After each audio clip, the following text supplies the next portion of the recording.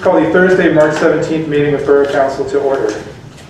Let's begin with the Pledge of Allegiance. Carl, so please support the mission. Sure. I pledge allegiance to the flag of the United States of America and to the republic for which it stands, one nation, under God, indivisible, with liberty and justice for all. All right. Brian, will you call the roll? Absolutely. Council President Fred Bush. Here. Council Vice President Michelle Panopoulos. Here. Council Member Barbara Fortner. Here. Council Member Rob McGreevy. here. Council Member Cindy Rickards. Council Member Bob Weisford. Council Member Ira Winston. Here. Mayor Andrea Deutsch. Here. All right. Let's move to consideration of agenda additions or changes. It's Brian. Yeah, thank you, Council President. So I want to bring the Council's attention when we get to these items for 9D, the municipal parking and towing ordinance, and 9E, the volunteer application form. So for 9D, the parking committee didn't have an opportunity to review that ordinance before its current version, before it got to council. So I'd like to request that that be tabled, and then ditto for the volunteer application form. Finance and administration hasn't had an opportunity to review that yet. I'd also like to request we table that if council so inclined when we get to that item. All right. And then finally, I have one last item for council's consideration to the agenda. So for item 8D, the HVAC system replacement on the consent agenda, it was brought to my attention earlier today by the borough engineer that the borough would also see significant energy savings from replacing our boiler. And so he recommended that we consider adding an alternate onto that bid to also include the boiler as well as the HVAC. So we wouldn't have to do it, it would be an alternate. That makes sense then? Yeah. Is that something we could discuss? Yeah, so maybe I'll request that council change the agenda to pull 8D out of the consent agenda and add it to the end of the action items. Okay. Do you need a motion? Would someone like to make that motion? Sure. I move that we remove item 8D, advertisement of bids for HVAC system replacement, from the consent agenda and place it at the end of action items to become item 9 at G. Second. Okay. Any discussion? All right. All those in favor of making this agenda change to move 8D to 9G? All right. Motion passes. Okay. And then when we come to 9D and E, we will table them. I don't believe a motion is needed for that at this time. All right. Thank you. Anyone else have changes? Okay. We'll move on to President's comments. I have no comments today. And the Mayor's report. Very briefly tonight, just want to remind everybody listening that our new parking enforcement officers will be starting on Monday, March 21st, which is this coming Monday. So if you've been a little lackadaisical about feeding the meters, please make sure you pay attention and follow the rules. Also, it's ditto with the 2-hour zones in the residential areas. So please pay attention to signs. Please, make sure you're following the ordinances, and you won't get a ticket. Secondly, I'd like to submit the monthly police report. Should be in the file as part of the package. And that will be it. All right. Thank you, Mayor Deutsch. We will move on to public comment. Does anyone in the room wish to make public comment? Okay. Does anybody online wish to make a public comment? If so, please raise your hand and Samantha will allow you the opportunity. All right, so it looks like I see 2 hands up. I'm going to call on Lawrence and Serena first. Oh, we don't hear you yet. Hold on. Hi, good evening. Thank you. It's Lawrence Goldberg and Serena Chen from 200 Sabine. I just wanted to take some time and start with some references from the comprehensive plan. I know I had asked in previous meetings how the disposition of the property at 201 Sabine would fit into the individual vision of council members. I didn't really response from that. I was looking for your individual vision of what you think it can add to the borough, but I did have some folks refer me to the comprehensive plan. So after reading that, I'd like to point out to you certain things in there. On page 5 of the comprehensive plan, land use has a bullet for enhance parks and open space resources throughout the borough. So obviously that's relevant.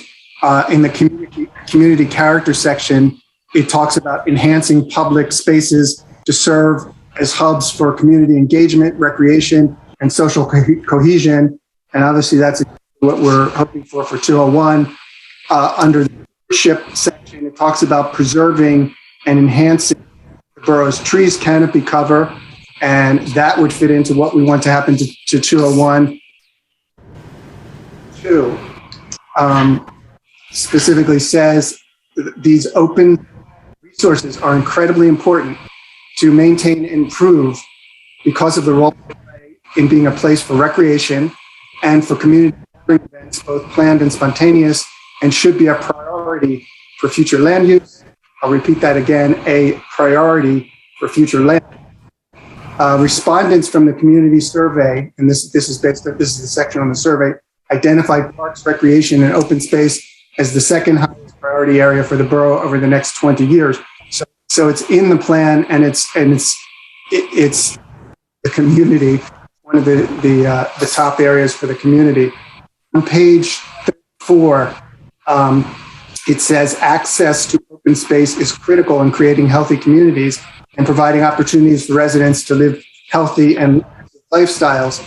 On page 45, it said future, and this is specifically dealing with 201 parcel, and it said future considerations of this property should prioritize retaining development for public use.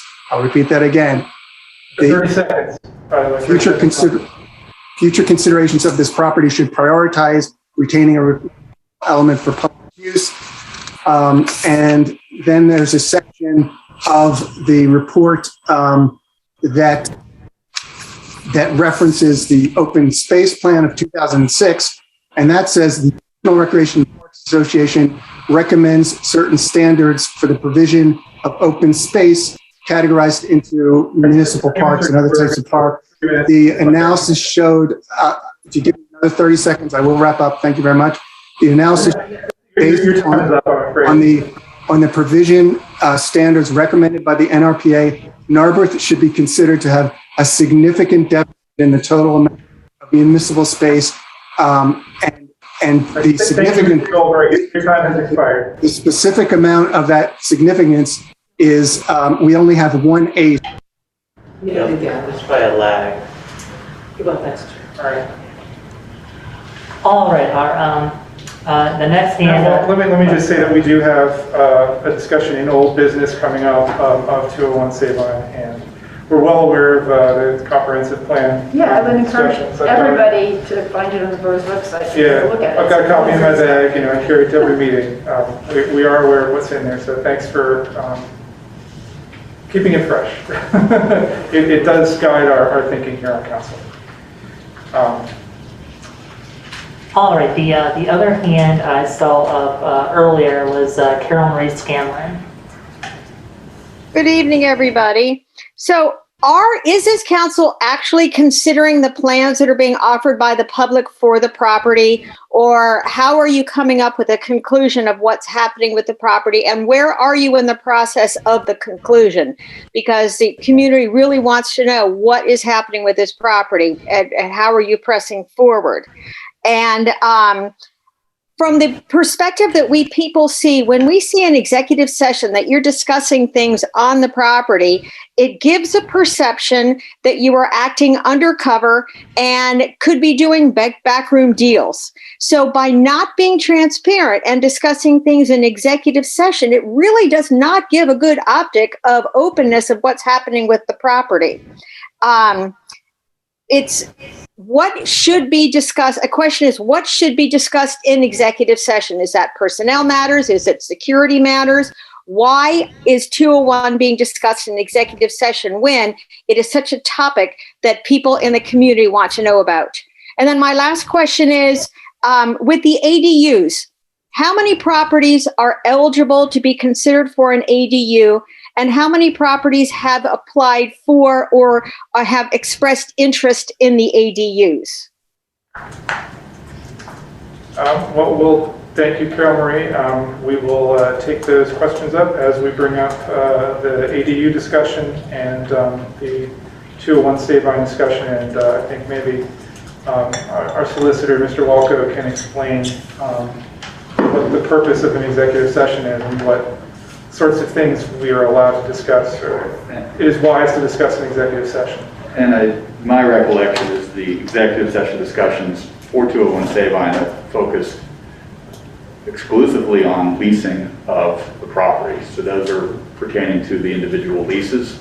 In fact, I think we're going to be having an executive session tonight to discuss lease amendments and new leases, but those are related to the leases of 201 Sabine. So if there's any question about that, that's what those are pertaining to. Yeah, so today's discussion is for, let's see, the disposition of borough-owned property and possible land acquisition, and it'll also be for a lease on, related to 201 Sabine. We heard back from our property manager late this afternoon about potential lease opportunities for some of the open spaces. Right. So so you'll hear more about where we are in the process of 201 Sabine when we get to item 12B, which is right at the end of the meeting. So you have to stay with us. Okay, it's Brian. And then I also wanted to note that in terms of written comments that were submitted, Mr. Goldberg did also submit a written comment that can be found on the Borough website in regards to the 201 Sabine property. All right, thank you. And it looks like that is everyone who wishes to speak for public comments. So let's move on to the consent agenda. Everyone will note that item 8D on the consent agenda has been moved to 9G. Put that forward if you want. I move that Borough Council approve the consent agenda items. A, minutes of the February 3rd and February 17th meetings of Borough Council. B, schedule of bills for the general, sewer, solid waste, capital, and highway aid funds totaling $447,342.80. C, land development review extension for 714 Montgomery Avenue to April 30th, 2022. E, approval of post-condemnation settlement for 198 Elmwood Avenue. And F, approval of engineering supplement for Narberth Avenue Bridge.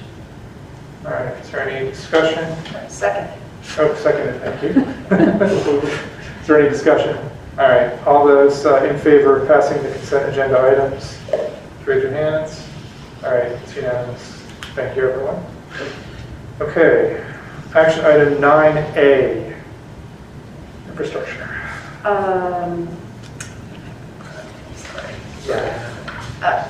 I move for consideration of approval of ordinance 1042 for sidewalk maintenance regulations. Second. Okay. Discussion. I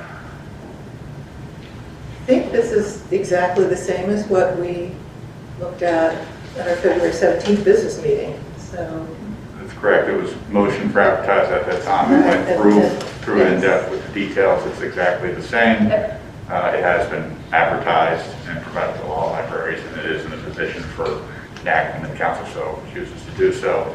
But I'm happy to answer any questions if anything came up between the last discussion and today. Anyone else see nothing? Once again, I wish to express my satisfaction at seeing this sidewalk maintenance go through. Yes. It's been a long time coming, and look forward to smoother sidewalks for the entire community as a result. Okay, all those in favor of approving Ordinance 1042 for sidewalk maintenance regulations? All right, unanimous. Thank you. All right, item 9B, F&A. I move Borough Council approve the amendment and re-advertisement of the accessory dwelling unit zoning ordinance. Amendments in there twice, okay. We're amending an amendment. Yes. Is there a second? Second. All right, thank you. So why are we amending an amendment? Yes. So it's required by all ordinances that are changes to the zoning code or the subdivision land development ordinance. Those ordinances are reviewed by both the local and the county planning commission.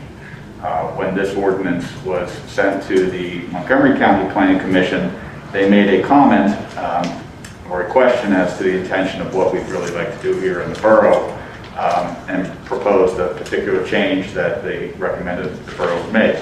The Borough Planning Commission agreed that that would be an appropriate change to the ordinance as well and would make the ordinance better.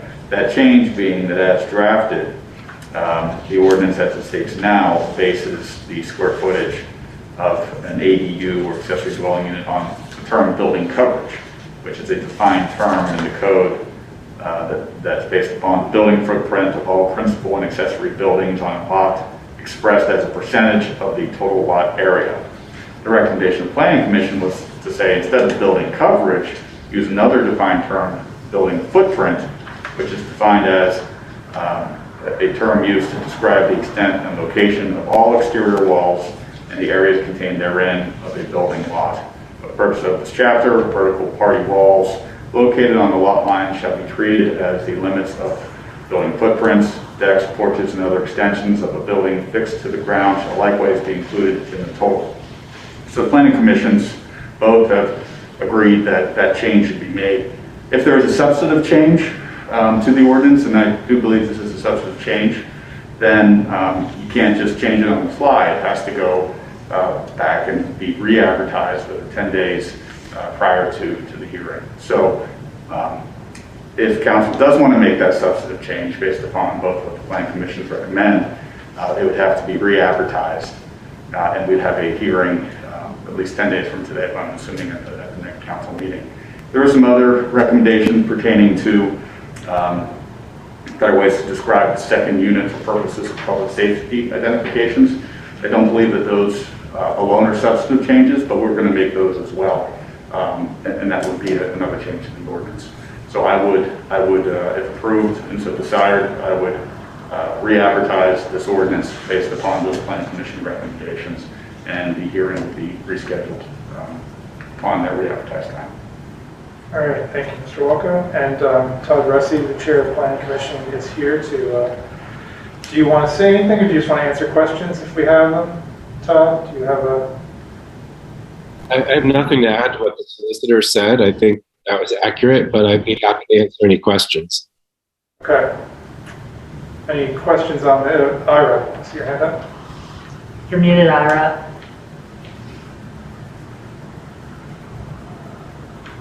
There were two or three public comments that came in today, and so given that we're gonna re-advertise, maybe I thought maybe sense to at least just address them rather than sort of approve it today and then like deal with them in the future. Okay. Well, first of all, do we have any questions about the specific wording changes that were recommended by the Planning Commission? And then we'll get to that. Okay. I just have one, and this is for Todd. There were a couple of other things in the Montgomery County Planning Commission letter that they were saying, you might want to consider this. And I'm assuming that since those weren't mentioned, the Planning Commission didn't feel that was necessary.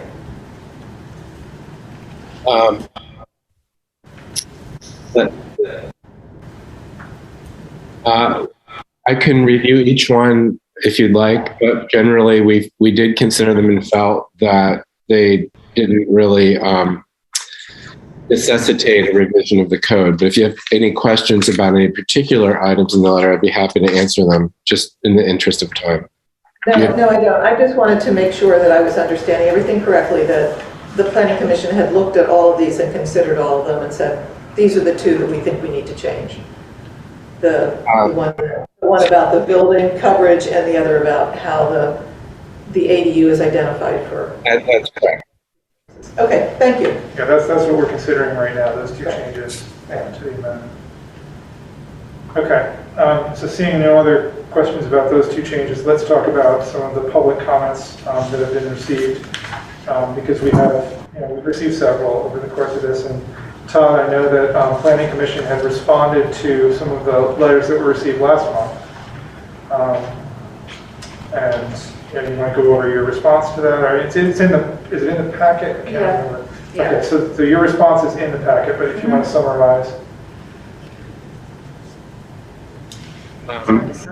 Certainly, I'd be happy to. I'll try to be very brief here. Many of the comments that were raised in the letter that was received before the Planning Commission meeting from Mr. Schoenhardt related to building code issues and fire building code and building safety issues. We did discuss those issues thoroughly with the Borough's zoning officer, who's also the Borough's building code enforcement officer. There are 4 architects on the Planning Commission, and all were very concerned about fire safety, building codes, and the building officer assured us that any ADU would have to meet whatever the current requirements are from the borough in regard to structural safety, building safety, and fire safety, which means, if a building were close to a lot, it would have to be to a lot line, it would have to be constructed in a way that, had certain kinds of fire ratings. If an ADU were in the same structure as a garage, there would have to be fire separations that are already provided for in the code. Many houses in Narberth already have garages in the house, so it's not an unusual thing. It just has to be, constructed properly. And the building code official assured us that nothing could be, just because something is in the zoning, it still has to conform to the building code in all ways. And so we appreciated those comments, but feel that the existing building code would handle those. There was a concern about if an accessory dwelling unit is created in a structure which is now a garage that is used as a parking space, would that result in a loss of parking? The zoning officer assured us that if a garage were converted, a garage that was used for parking were converted to a residential space, the primary building on the lot would still have to meet the parking requirements somehow. So that parking space would have to be accounted for in some way if it were taken out of the garage. There'd be no net loss of conformity with the parking requirement. There was concern that a property which had a accessory dwelling unit might one day be subdivided, and the accessory dwelling unit would become a primary unit. We did consider that, but concluded that if somebody were to make an application like that, the applicant would have to meet all requirements of the subdivision and land development ordinance, as well as the zoning code in terms of the creation of a new lot, which would mean they could do that anyway, whether there was an accessory dwelling unit there or not. And if they could create a new lot, they could also create a new structure on it. So in a way, we didn't really see what the issue was, because if the lot were big enough to subdivide, that could happen in any case. I think those were the key. There were many questions raised, but I think those were the key ones. There was a concern, I should say, about the provision that either the primary building or the accessory dwelling unit must be occupied by the owner of the property, the simple owner of the property, who must be a person. It can't be owned by a company or some other entity. And the comment was that would not be enforceable. We did have a conversation, I believe, with both the borough manager and the zoning officer about that, and that would require an enforcement mechanism that the borough would have to set up. But I think the borough administration felt that they were prepared to do that. So I believe those are the key issues that Mr. Schoenhardt raised. But if you have questions about any of his comments, I'd be happy to answer them. I have a question, but it's really directed to John about the enforceability of that provision. I don't question that we can create an administrative mechanism to do it, but how is it, I mean, can you generally through zoning code require limit occupancy of buildings to only certain individuals? Like, can you say in general, a single family house has to be occupied by the owner of that house? Not if it's a by right use. Okay. So, and this is a situation, this may relate to some other comments. An ADU is, a privilege. It's not a right. And as long as we allow a business or a corporation to continue to purchase properties in a single family or in an entity form, that's all we would be required to do. And I think we have sufficient health, safety, and welfare concerns as to why we're requiring that for the ADU. So again, if someone was to come in, we couldn't prevent them from purchasing the house as an entity, but we could prevent the accessory dwelling unit from being used if that was the case. So you can use the zoning code, you have sufficient health, safety, and welfare concerns to use a zoning code to sort of impose an ownership requirement in that specific situation. In this specific situation, because again, this is above and beyond just the residential use, which is by right. So we couldn't do it just for a single family home, but if you're asking for more than that, we have more flexibility in that regard. Thanks, John. All right, and then we did receive a message today from Michael Godini with some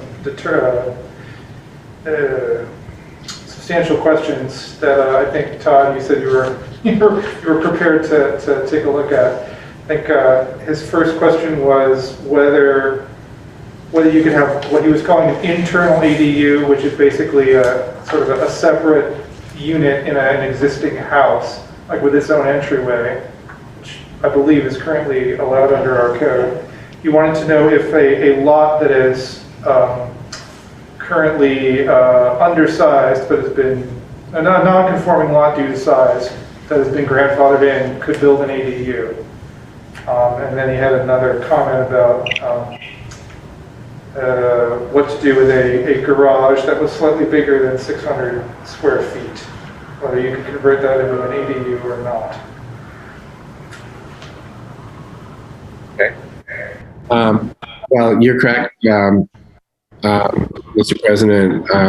A detached house in Narberth can incorporate a second unit by special exception. That's in Provision 500-304G of the zoning code. So someone who has a single family, so has a house that has one unit, could actually create an ADU within it already under the code by seeking a special exception. And the definition of detached house provides for that eventuality. So that could already occur. In terms of the lot size, whether a lot which is currently non-conforming could accommodate an ADU, I believe the Planning Commission, we felt that that would not be an issue, but really that's an interpretation of law that I believe the solicitor is better positioned to answer than we are. So I would defer to the solicitor. The question about whether or not garages between 600 and 800 square feet should be on the ground level, should be allowed to be converted for accessory dwelling units.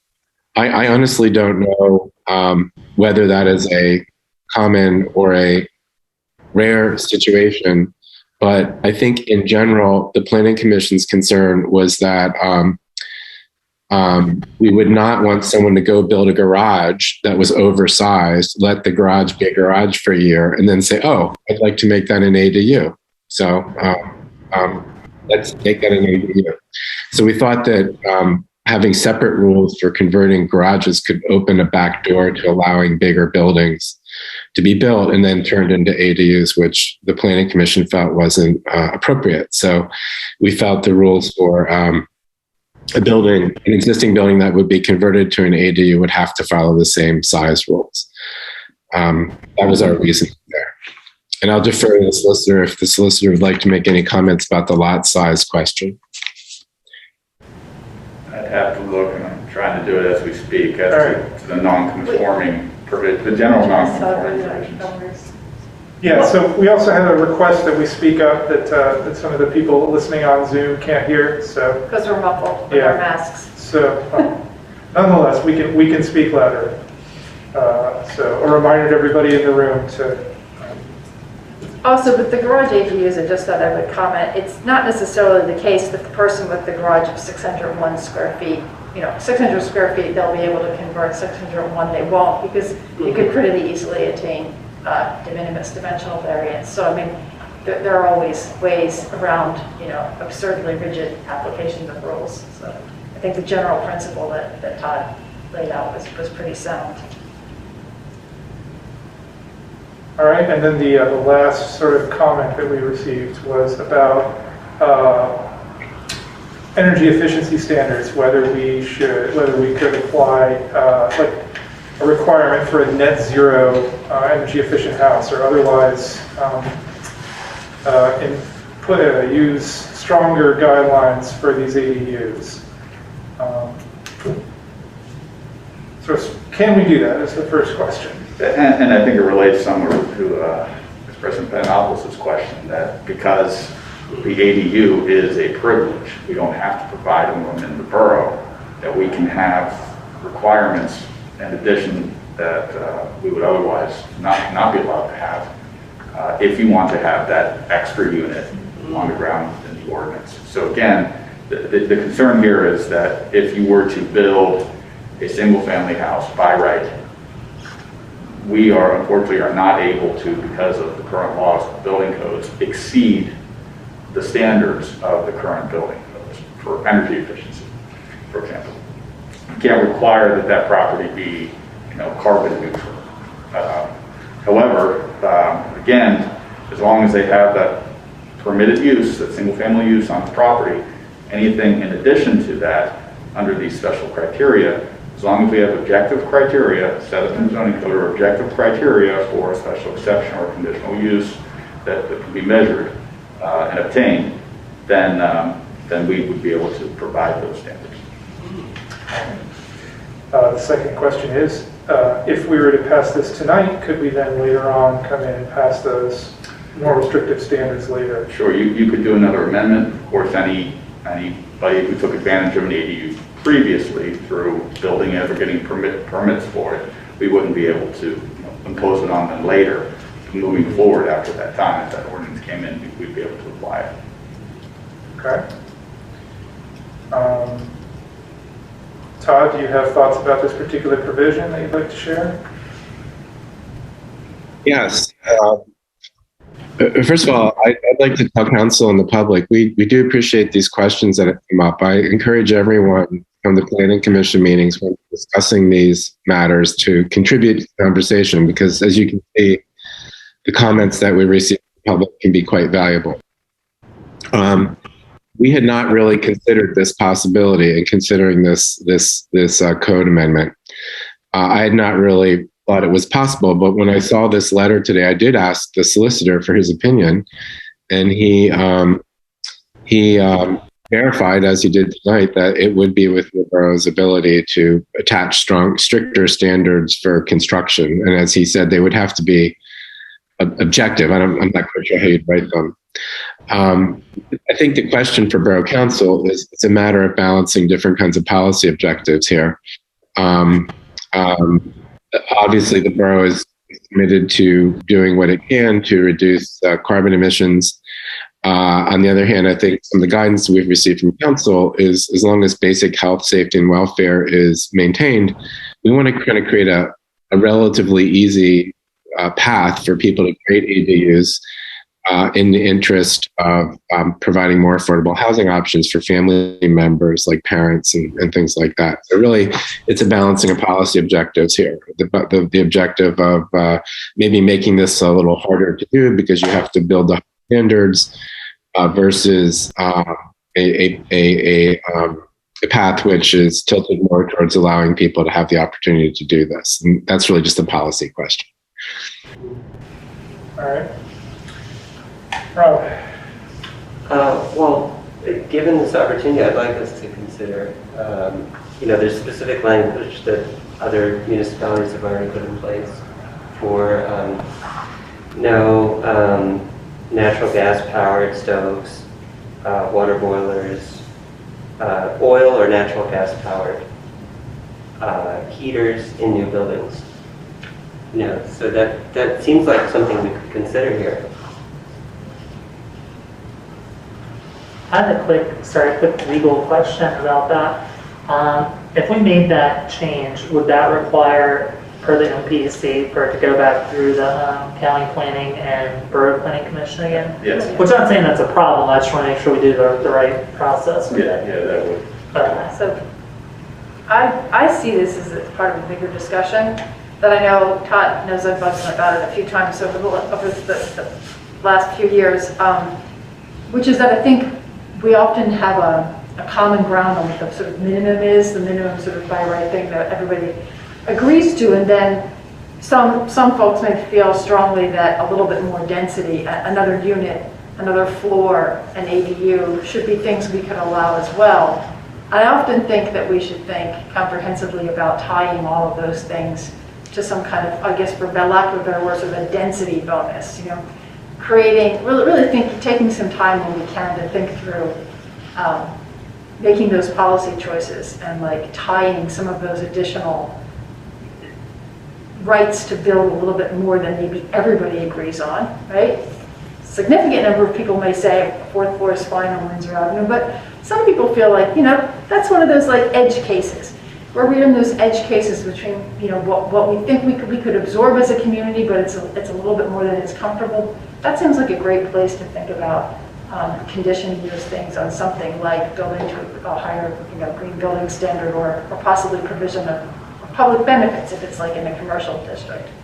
So I'll make my pitch again for some kind of density bonus program. So Ira, I think you were the original person to suggest discussing some of these issues. Would you like to say anything?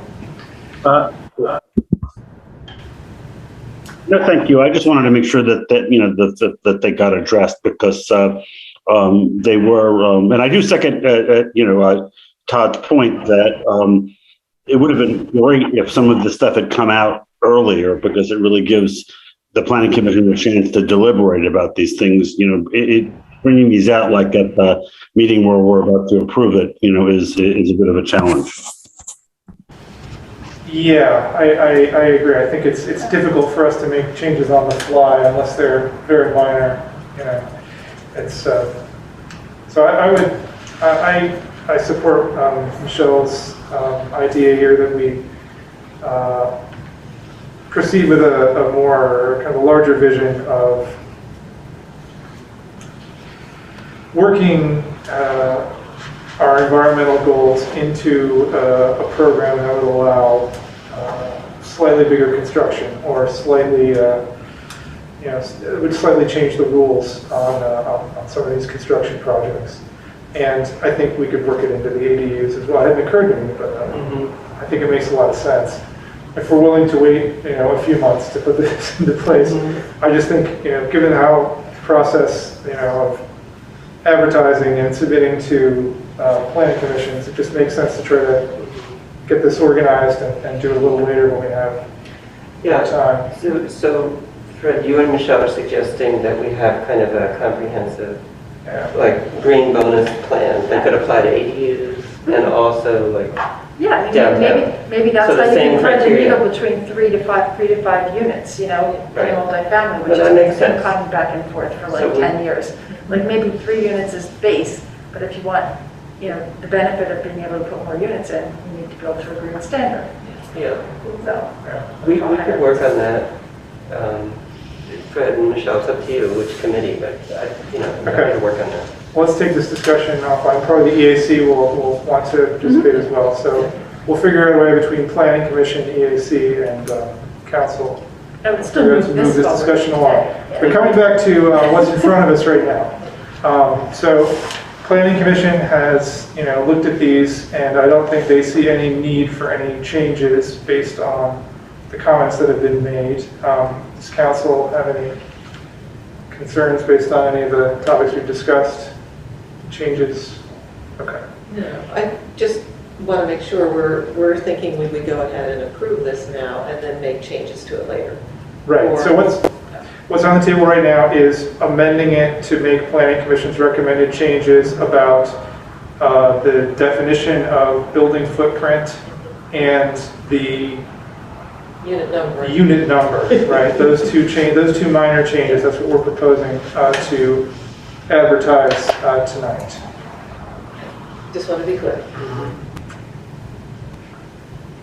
All right. I'm not seeing any other discussion. So all those in favor of amending and re-advertising the accessory dwelling unit zoning ordinance amendment to include these changes that I just described about building footprint and house number. All those in favor? All right, it's unanimous. Thank you, everyone. Okay, action item 9C. I move that Borough Council adopt Resolution 2022-06 for sustainable PA certification. Is there a second? I'll second. All right, thank you, Barbara. Discussion. Sure. So Michelle Carroll has done a lot of great work on this, so I would invite her to give an overview to council about what they're considering with this item. Sure. Good evening, and thank you. For a brief overview, the Sustainable Pennsylvania Community Certification is a free and voluntary performance recognition program for Pennsylvania municipalities to help achieve their sustainability goals to save money, conserve resources, and encourage innovation. To apply for the certification, the municipality must fill out an assessment to verify they have adopted sustainable policies and practices. One of the questions on the assessment requires this resolution that is on the council meeting agenda this evening. The certification not only serves as a mechanism for improving municipal operations and policies, but improves the borough's grant applications and was also included in the comprehensive plan. I am currently working on achieving a gold level of achievement, and I hope from help with various committees and other partners, I'd like to continue to work on documentation and policy improvements to achieve a platinum level of achievement before the end of the year. Thank you, Michelle. Just also note that this is also in the climate action plan. So thank you to Samantha and Michelle. Yeah, we've been, I think it requires a lot of documentation. There's a lot of things that we're already doing as a borough that qualify us for this, but we have to document them and we have to show the state that we're doing them. We have to have it on the webpage, and it's a long process. And I'm glad that Michelle's been able to put this together, because as people are saying, it's been part of our various plans to get this going for some time now. All right. Any other discussion? Okay, all those in favor of this resolution for sustainable PA certification? Okay, so unanimous. Thank you, everyone. Thank you, Michelle. And look forward to getting the official word later on. So let us know when it comes through. Thank you. All right. Let's move on to item 9D, which is the parking. Introduce that. I move Borough Council consider the advertisement of the ordinance for municipal. Okay, now we can pick back up. Yeah, we apologize for the technical issues there. So we are on action item 9D, and there's been a motion to table this item as we discussed earlier. So Does there need to be a second to that? Yes. Second. I was gonna say, I can second it. Anybody want to talk about this, or shall we? No, it just needs Okay. to, it just needs to go back. Okay, all those in favor of tabling item 9D? Okay, the item is tabled. All right, 9E. Okay, I move that Borough Council consider the, I move the Borough Council consider the approval of the volunteer application form for borough boards and commissions. Second. Second. Second, okay. I will now entertain a motion to table this one as well. Oh, okay, I move to table this. All right, is there a second to table? Second. Thank you. We need to discuss this issue at all, otherwise? Same thing, it really needs to go through the committee. Okay, it's going to go through the committee. We'll talk about both of these next month. All right, all those in favor of tabling item 9E? Aye. Okay. Move on to item 9F, public health and safety. Okay, I move that Borough Council approve advertisement of ordinance to increase volunteer first responder tax credit from 20% to 100%. Second. Okay. Let's have some discussion. Ms. Bryant? Sure. So a little bit of background for Borough Council and the public. A few years back, the state of Pennsylvania allowed municipalities to enact property tax credits for any volunteer first responders. And the Borough and Lower Merion, because there's a lot of cross-pollination between where people work and volunteer between the two municipalities, ended up both adopting a program per the state law where up to 20% of property taxes could be credited back to those volunteer first responders that meet certain criteria for their volunteerism. Last year, the state changed that law to allow municipalities to increase that cap from 20% up to 100%. And last year, Lower Merion Township did increase their cap from 20 to 100%. So our volunteer first responders, have requested, and this is, mentioned at the last public health and safety meeting, have asked that the borough do the same. Again, because there's a lot of, like I said, cross-pollination between where people work and where they volunteer between the two municipalities. The costs to the borough, they would not impact our costs this year. We've already sent out our volunteer tax credits for this year. So it would be something if council approved, that would be part of the 2023 borough budget. Our general cost right now for it is around $5,000 a year. So, just doing some simple math, it would go up to about $25,000 per year if we approve this, which I would recommend in favor of it. My only note that I would say, is over where I've worked at previously in the central Bucks County area, all the municipalities there had just a straight sort of payment system as opposed to it being based on a particular tax. Given concerns about equity, for example, whether or not someone rents or owns a property, whether or not the value of someone's property, the municipality is there where if you do the work, this is the, the payment that you get. However, I did talk a little bit with the, Mr. Bill Henderson, our fire marshal, and also a volunteer with the Narber Fire Company about all that. And he gave me some explanation of how that would really, it would really kind of mess things up with the way that with Lower Merion has the system set up if we were on a completely different sort of basis for it. So it's something that might be worth some long-term consideration and discussion with Lower Merion Township and of course the volunteer organizations. But I think for tonight, my recommendation is that at least for now, we go ahead and go up to the 100 to achieve parity with Lower Merion Township. Anybody have questions or comments about this? Ira? Yeah, so I'm fully in favor of spending this kind of money in support of the fire department. It's a completely worthwhile cause. The only thing I want to just expand on is what what Manager Bryant was talking about, because in fact, if you look at the numbers, there are certain people who would get 2.5 times as much as other members of the, the fire department. And that just seems somehow inequitable, that the payment be based on the value of their house rather than the work that they do. But I mean, I recognize that we're kind of painted into a corner, but I just wanted to highlight that.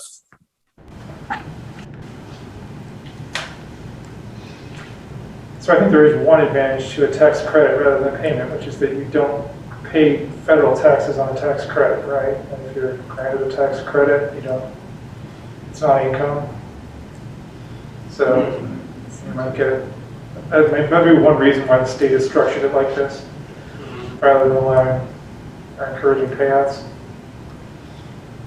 All that I don't know enough about tax law. I mean, I think it could be also. Couldn't it be set up, up to a certain maximum, like 100% up to a certain dollar amount? So I don't know if that would achieve more equity. I think we might run into trouble with Lower Merion, though. We want to, because right now, if there's people in Lower Merion, they might not get their tax refund unless we have this rule as well. So the bigger problem actually is we have people who live in Lower Merion who volunteer here who are getting paid more than people who live in Narberth and volunteer in Narberth. And then vice versa, you have people who live in Narberth who then volunteer in Lower Merion who are getting less than their compatriots at Lower Merion who live and volunteer in Lower Merion. I think, what we might want to do is consider a floor later on, say that we'll offer you this much.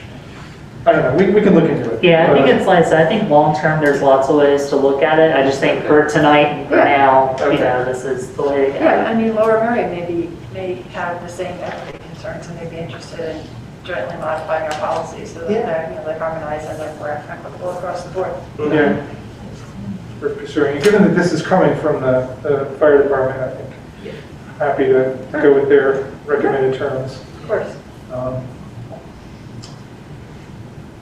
All right, any further discussion? All right, all those in favor of this amendment to increase the tax credit from 20% to 100%? All right, it's unanimous. Thank you, everyone. Okay, next item is 9G, which is the HVAC system replacement. I move that Borough Council approve advertisement of the bids for the HVAC system replacement. Is there a second? Need a second? Second. Thank you, Rob. Thank you. Okay. Smith. Yeah, I mean, starting to sweat there for a minute, not just because of our shared Literally sweating. Oh my God, we want the air conditioning back. Yeah, don't worry, we're with you. Yeah, so just to summarize some of the high points of my memo for council and the public, I'm sure everyone here is pretty well aware of what this office is like in the summer. And I mean, it's made holding public meetings a challenge. It's made it difficult for people to attend public meetings. We've actually had to close the borough office on occasion. We've had some, like mid-90s sort of days. Our HVAC system doesn't work very well and it negatively impacts borough operations. Number two with it, not only borough operations, but community organizations aren't able to use the space like they would want to. Like for example, last year I had to turn down the Red Cross wanted to do a blood drive here. And I was like, well, I'm sorry, the blood has to be kept at a certain temperature. And talking with them in our HVAC situation, they're like, oh, we can't really do it here. Not to mention impact on organizations like New Horizons. The Garden Club actually sent a letter as part of our grant applications talking about how the HVAC hurts their ability to meet here. So there's a lot of negatives with it. The other negative of note for council is the energy consumption associated with this outdated system. So our engineers at Canopy, I think, have done a fabulous job on an energy audit for this building, 100 Conway. I haven't been able to share it with council yet. There's one item, we're still trying to determine the cost to replace the windows at 100 Conway, because that's another area where some pretty big energy savings for us. But I hope to have that done soon. But they were able to identify the energy savings from replacing the HVAC system, which was included in the memo for council. I think out of all the savings in total that we would get, the HVAC system alone was like a third, or somewhere between a third and half of all the energy savings from the energy audit. In addition to that, as I mentioned at the beginning of the meeting, our engineers at Canopy pointed out to me that the boiler is also pretty outdated, and also would be much more efficient if we got a newer model. For example, at the library last year, their boiler actually became non-functional, which was very difficult for everyone because it was around November when it happened, right when the temperatures were starting to really drop. And that boiler was replaced with one that met all PICO standards for their energy efficiency rebates and everything like that. So if we could get a new boiler as well, given the age of the one here and its energy situation, we could also save energy on that as well. So what Canopy recommended was that council not only approve advertisement of bids for the HVAC system, but also include an alternate bid that would go out for the boiler as well. Rob? So I remember the library situation. That was a crisis, and we didn't really have the leeway, to make the choice that we might have wanted. But here we do. Yeah. And we're not in a crisis, right, with the boiler. So I would love to seize the opportunity to really transition this building, not just as the core center of the government operation, but as a symbol for the rest of the community. I think we're beyond boilers. I mean, we're at a point where we can go straight to electric. We have the technology. We have a carbon tax pricing scheme that would require us to kind of tax ourselves quite a bit for a new boiler system. So I would love to see us consider an electric heat pump that could work in combination with. It seems to me, from the memo, that the air conditioning repairs or replacements really have to do with the air handlers. Yeah. Right? So I can see what Canopy is saying. I mean, if we had a heat pump system that could generate heat or air conditioning, that could make a lot of sense economically. Yeah. So I'd love for us to be able to consider that. I think that makes a lot of sense. Yeah, I'd be very happy to talk to Canopy about that. Is that the same as a heat exchange, or is this a different kind of technology you're talking about? I think it's pretty, I'm not exactly sure, okay. But yeah. I mean, I think heat exchange is sort of where you cool by taking, like a refrigerator, right? Basically, you pull heat out to cool. I think that's a different kind of HVAC, but if we're only looking at air handlers and the actual the condenser units are staying, then I guess that would not be relevant consideration. I'll admit I am not qualified to answer that question. Yeah, me either. But I'm wondering if Canopy can, I mean, given the, I'm with Rob here, given that we're not in a crisis right now and the price tag and the significance of the long-term impact of this, I feel like this really is a kind of a golden opportunity to make sure we've explored yeah, I definitely agree with the that. most efficient technologies that are possible. Yeah, I agree, and I appreciate Rob you bringing that idea up. All right, so we're talking about an add alternate, right? So this would be an optional, they would come up with their main bid for the things that we need done, and then there would be a choice whether we would also ask them to do this add alternate service, right? So we could ask for the boiler, we could ask for potentially a heat pump, and then see what we get, and we don't have to commit to either of those options, right? If I may, I would say maybe my recommendation to council instead, based upon the comments from Councilor McGreevy, would be that, and Vice President Panopoulos, would be to go out to bid, for just the HVAC system, and then instead of the alternate being the boiler, have the alternate be, if Canopy thinks it's feasible, whatever it would take to do heat pump instead. instead of the alternate being the boiler. So what would happen if Canopy says, okay, but if you want to do the heat pump, you can't, we need to do something different for the HVAC replacement? Then I would come back to council next month Okay. and we would, yeah. I was just trying, I'm like thinking that through and going, do we wait to approve this, or should we approve it with the hope that no matter what we're using to get the heated or cooled air, this HVAC replacement would work? Yeah, so this is on the assumption that it can work, and if it can't work, then I'll definitely come back to council and explain why it can't, what our options are. Okay. Well, if we put this out to bid in April, is that going to be a problem due to summer coming up? I mean, is that going to give us enough time? That's actually, yeah, that's true. Why don't we do that? Okay, yeah, that's a really good point. I mean, perhaps we can As a just... person who spends, like 50 hours a week here. Yeah. I would say that, why don't I do this? If council is willing to at least tentatively approve putting the HVAC out to bid, with the understanding that I'm going to talk to Canopy and make sure that wouldn't, I don't know, I'd hate to lose the opportunity. I'd hate for us to put the HVAC out to bid, and then if we go back to Canopy and say, oh, we want to try to do a heat pump, it would break my heart if they then said, oh, well, you already did this HVAC thing that's not compatible with it. So I'm willing to, I survived last summer, I'm willing to suffer 1 month if we can get a definitive answer on that. All right, so or we could try 3 weeks from now at the workshop.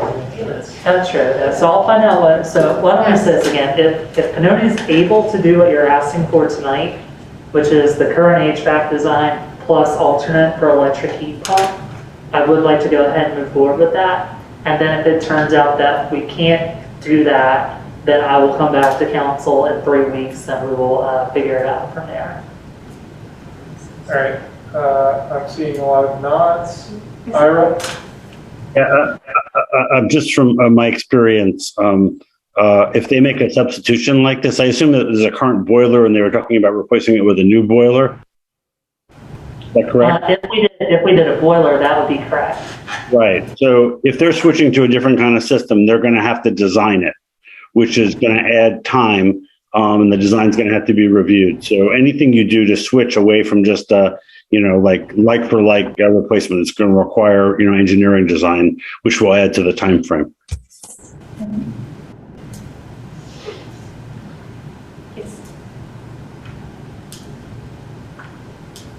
Who would that, it's not, Eric doesn't do the mechanical. No, stuff. it's other staff that. It's our yeah, that's fine. I mean, do we think we're talking a month? Do we think we're talking 3 months? For this kind of design? How long did it take them to do this current? I would say it took them 2 to 3 months to do this design for the HVAC. I have no clue how long it would take, to do that. Maybe with the HVAC done, I don't know how long it would take to do heat pump. Like I said, I do kind of feel like, well, on one hand, I'll probably regret this in Memorial Day, but on the same token, I'd really regret it, like I said, if we really miss an opportunity here to to do this while we have the opportunity to do it. Okay. Well, you're the one who'd spend the most time in this room, who would be spending the most time in this chamber. So if you're all right with it, I think I see a lot of nods. So anyone else want to discuss it all? I just think you should get a quick read from them, like tomorrow, how long extra it's going to take, and then and we could give conditional, approval. Yeah, it's wrong. It's just not worth doing. I agree with that. If they are able to do the heat pump and the HVAC doesn't have to be any different from what they put in here, would the two have to happen together? I mean, could the HVAC be replaced so that you've got the proper cooling in the summer and that they're working on the design for the heat pump and do that later? That's the part I don't know. Yeah, so I'm saying maybe that's a possibility. So maybe they don't have to run side by side. So it's a question for them. Yeah, exactly. Yeah. All right, so what I'm hearing is that the proposal is to ask Canopy if we can advertise the HVAC with the heat pump. I'd like to be clarified that I would like to ask them if we can convert both to heat exchange for HVAC as well as an electric heat pump for heat. To start there and then start going down from there if that's impractical and see which components it makes sense to convert. And if we only convert part of the system, are we creating incompatibilities that become more expensive to convert the other half in the future? Because those things can work together. Heat exchangers can do both. Excuse me, we really can't hear you. Sorry. You're not talking into the microphone. You're across the room. We just cannot hear you. All right, thank you, Carol Marie. The microphone is in front of us. I don't know if there's any way to adjust it on the Zoom. I think Samantha is looking at it and shaking her head. I can hear it. I'll try moving the mic closer. Okay, we'll bring the mic closer. John, can you maybe slide down a little bit, please?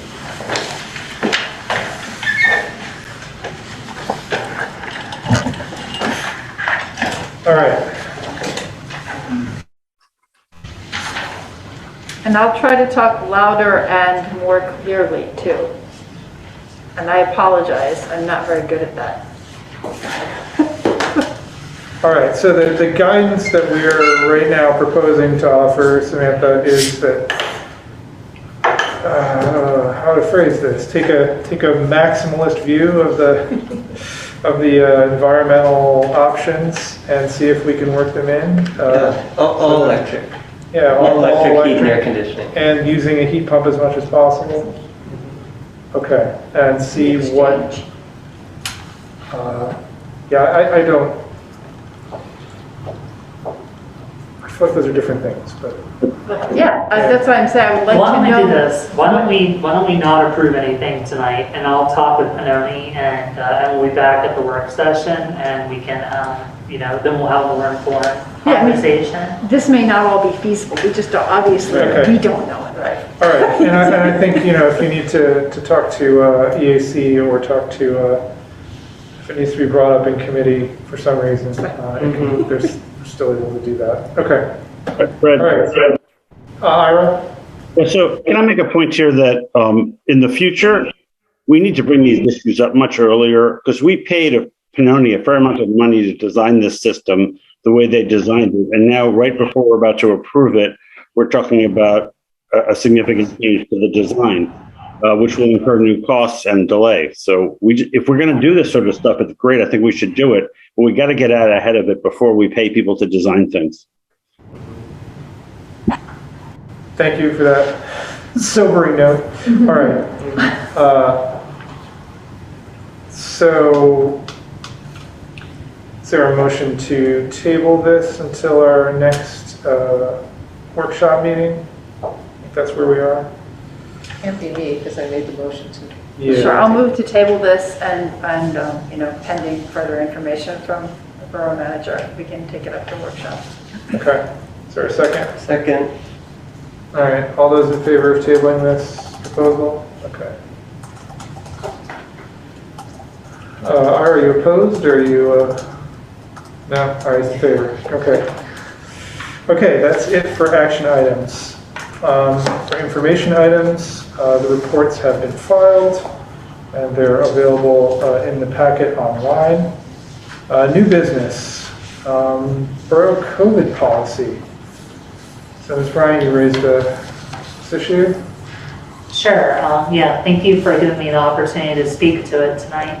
So as people have probably heard in the news, various institutions and businesses and organizations have been changing their COVID policies, especially in response to the latest guidance from the Centers for Disease Control that came out, I think, 2 or 3 weeks back.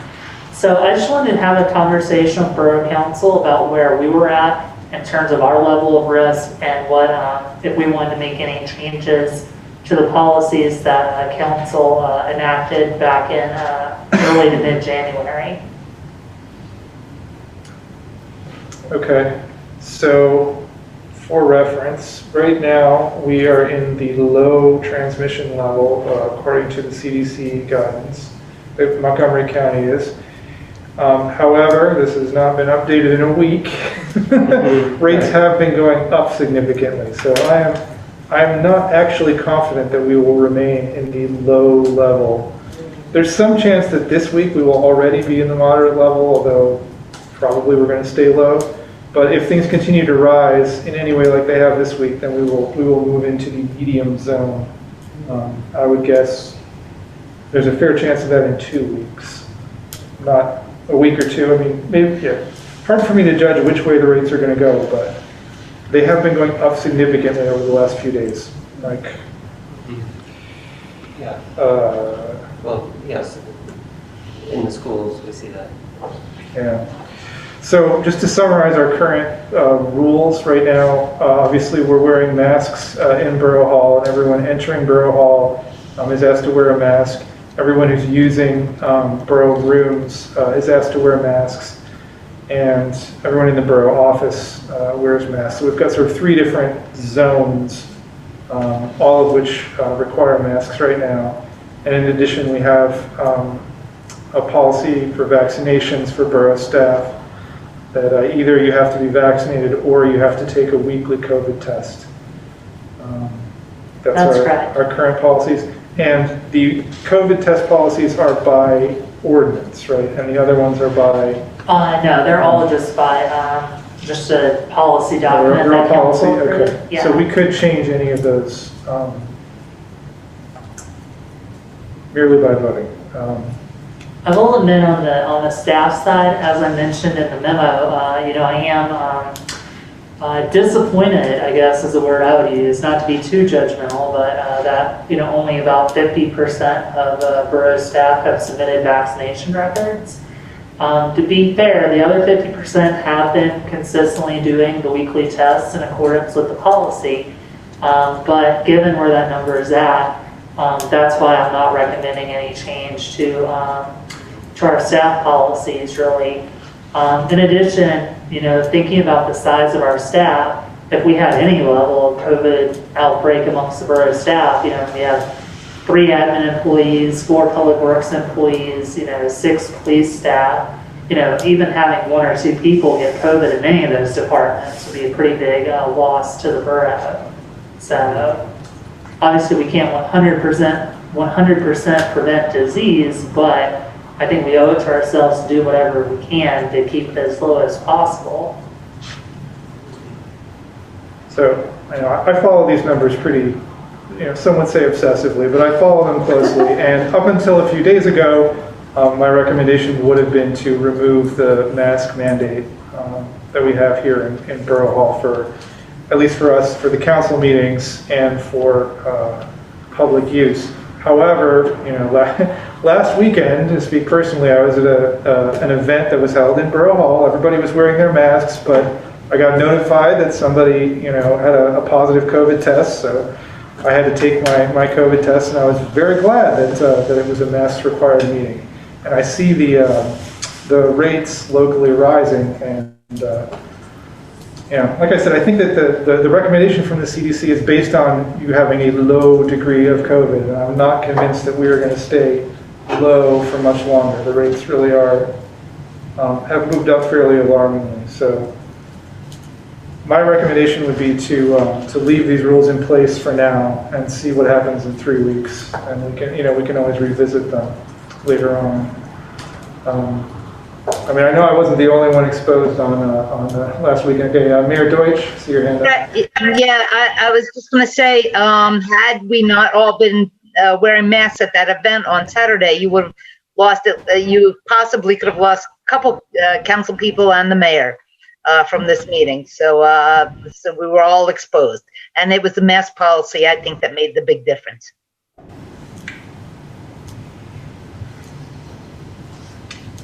Anybody else want to argue the other position? Yeah, if it were to me, as long as it is low community transmission, I would follow the CDC and make them optional. If and when it moves to the next highest level, I would follow it and make them mandatory. Instead of trying to second guess where it's going to go. We don't know. It may go lower. We don't know. So who's tracking that? How are we going to? Montgomery County tracks it, right? Not like on a but yeah, again, I think I'm the minority view, so, but you did ask, so, but I'll go along with the crowd on this. I don't want to make people uncomfortable. I agree with Michelle's assessment. Tie it to that risk level. But I would be most comfortable with the manager, you know, since I want our staff to be comfortable, I want the manager to be comfortable. So. Yeah. So I think, my feeling is that we should determine what we think should happen for borough meetings and for the use of the space. Yeah. And then Ms. Bryant should determine what is the best policy for the staff. Okay. I agree with that. So we should kind of split up our role here. How easy would it be to keep track of the county requirements and inform people when the recommendations change? I guess it would just depend on how often they change. So I guess my question is, for you, Council President Bush, would be, is there a place that would be relatively easy to find that information for me? Is there can I just go to the county's COVID website and immediately know what the transmission is, or do I have to look at the numbers and then look at what the CDC guidelines for those numbers are? The county tracks it. It looks like they're only announcing it once a week or so. So they would be once a week. They would say where they are. I mean, they have a web page that shows recent numbers, and it has the low, medium, and I mean, the first thing on the page you see is what's the level of the community. Is it low, medium, or high? I think I'm open to doing that, because then I think it would save council having to every so often deal with this if we tie it to some external thing like that. And if it's changing once a week, then that I can live with. If we're changing policies, I'm sure it wouldn't change every single week, but theoretically, if we're only potentially dealing with this once a week, I think that's something that I could handle. And, just depending on whatever else going on that week in the borough, we would just let whatever committees are going on or whatever events are scheduled, let people know about that. So I just have a thought that this is going to get really confusing for people, because I don't know that most people are paying attention to, are we low, medium, or high? And so we're going to have good signage on the building. You have to wear a mask now. You don't have to wear a mask now. I mean, I don't want to put the staff in the position of policing people coming in all the time. Unless you feel like you're already having to do that. I said, well, I appreciate that, but I've noticed it's been very frustrating, just to be very blunt, with council in the community. We recently have put up signs all over the place telling people you still need to wear a mask. And the number of people over the last 2 weeks, almost no one walking into the borough office in the last 2 weeks has been wearing a mask, at least when I've been down the office. And probably in the last 2 weeks, me and Michelle have had asked more people to wear a mask than in the last 2 months. So well, I definitely appreciate that. Unfortunately, we're already doing it. Yeah, I mean, I think a lot of places have removed their I know. requirements. I'm just saying it will create more confusion, but Okay. I mean, we're all kind of confused anyway. So this is, this is uncharted territory. We've never had to deal with something like this. And I think it is hard to decide. Well, you can look at the numbers and say, look, it looks like they're going up, but then, as you said, they could make a turnaround and go down. It's just we can't predict the future. So. I mean, this would have the virtue, of course, of following the CDC's recommendations. Mm-hmm. So, and there's nothing to say that if we're in a situation where it says, well, you don't have to wear a mask, you can still wear a mask if you want. It's not like we're making people take them off. All right. So that seems to be the consensus that we're coming to, is that we will follow the county's. The county will publish the current county community level. We will use that to determine whether masks will be required at council meetings or at community meetings. And we will announce, I don't know, the day before. I mean, I don't know when the community things will update. Let's not get too complicated. Okay, so that seems to be the consensus. Anybody want to say anything against that idea? Otherwise, I think, all right. So going forward, as long as the community level is low, which it is now, we will be mask optional for meetings using community space or meetings for Borough Council, but not for the office. If you're going into the office, you still need to wear a mask. Correct. Okay. All right. 11B, draft ordinance for regulated uses in the 5B zoning district. Okay. So Cindy is not here. This was coming out of some of her recommendations in F&A. Yeah, it came out of F&A. Okay. We talked about it at our last meeting, and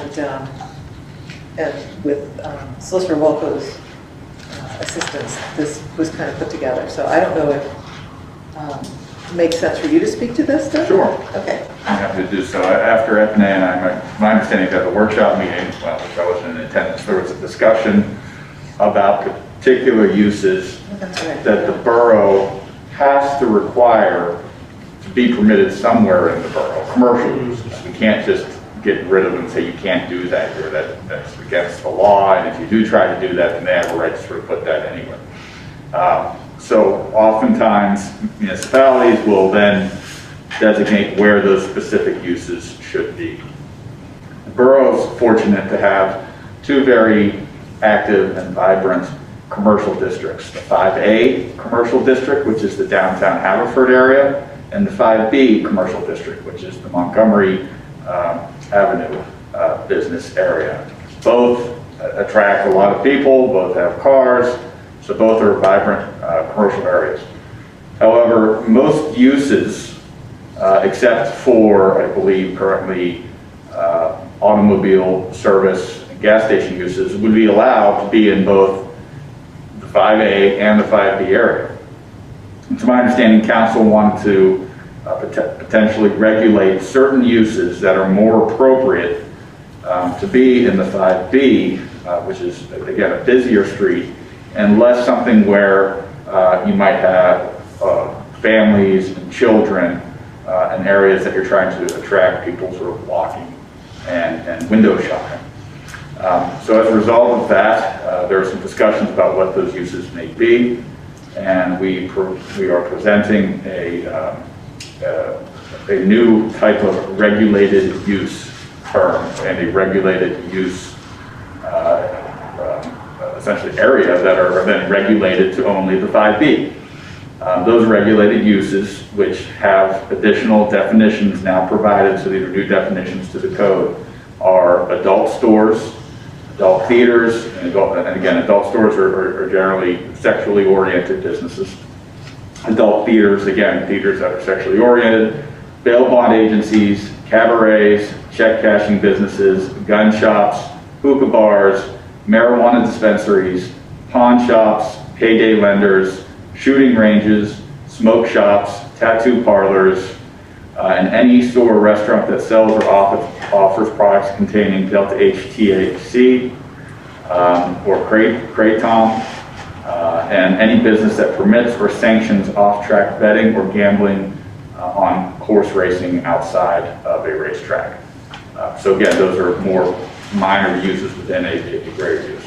So again, those uses are still permitted within the borough. They would just be permitted only in the 5B and not in the 5A anymore. We're also amending the definition of automobile service, which would regulate automobile tag, title, and registration services also to the 5B. Again, garages and gas stations are already there, so we're just amending the definition to provide those other auto services as part of that. So that's what is presented within the ordinance. The parking requirements for these uses, I believe, are the same as the retail uses, which is 1 per 500 square feet. And it's permitted to do so. The only issue would come up is if any of these uses weren't able to actually be in the 5B district. For some reason, I don't believe that there's anything that would prevent that from happening. For example, we don't have restrictions from residential areas, or something that might say that you can do it, but in practicality, you really can't. Sort of a de facto exclusion, even though it's not a de jure exclusion in the ordinance. So I'm happy to discuss any definitions. There was initial concerns about what is an adult store, and we specifically say that, look, if you're or an adult theater for that matter, if you're a movie, I'm not sure if they have movie stores anymore, but if it's a movie store or a bookstore, and you have less than 5% of your inventory have something that would be considered adult, nudity, sexual, then and you don't hold yourself out as an adult store, you are excluded from this. That you do not fall under that. At the same token, that if you hold yourself out as a business, like a coffee store, but you have some sex toys there on the display, you're probably going to fall under this ordinance. Now, again, you get rid of that display, you're a coffee store again. Stay in the 5A. This is something that most municipalities do. They regulate them probably to areas that are much less commercially friendly than the 5B, so there shouldn't be a legal problem with that change. That's something that council wants to do. And if uses change in the future, or we want to move them back, that could be done. Or new uses come up and we want to define them and regulate them, we could add them as well. And just logistically, after tonight's meeting, we would be sending this to Planning Commission and Correct. to Montgomery County for comment, and then we would advertise after we receive their review, since this is a zoning change. So this is still several steps to go here. Sure, and I would say that oftentimes, for example, with the ADU ordinance, the Planning Commission and both planning commissions were involved in the drafting of those ordinances. They weren't involved in the drafting of this ordinance, so I'm sure they're going to have a lot more comments and feedback and ideas, because this would be the first time that they are really sort of digging into this concept. And it hasn't been submitted to them yet. If council wants, my next step would be to submit it to them. Hopefully then we would get those review letters back. And at that point in time, I still don't plan on advertising it for a hearing, because if we want to make additional changes, we will then hopefully have a final version that would incorporate the changes we want to incorporate, resubmit it to the planning commissions, advertise for the hearing, have more of a streamlined process. All right, so initial comments on the current version. I want to raise any concerns. And I would say that Councilwoman Fortner did have some additional corrections and typos, and those would be incorporated within this change as well. So it doesn't appear in this version, but there are some slight typos that would be included, which I regrettably always do appreciate, even though it's humbling. Okay, Mayor Doyle. I thought that one of the prohibited uses was smoke shop, am I right? Correct. Yep. So if you have a shop like the vape shop, which primarily sells smoking supplies, vaping supplies, would that be included? And what happens when you already have an existing business? Or if you have an existing business, it would be included. But if you have an existing business, you are grandfathered in. So we would not be able to kick them out or say you cannot renew your lease. However, if another smoke shop did come in, or if they did close down and they were going to then apply for another use permit, it would apply to then keep them out. So any of those uses that are there now would be grandfathered in. Okay.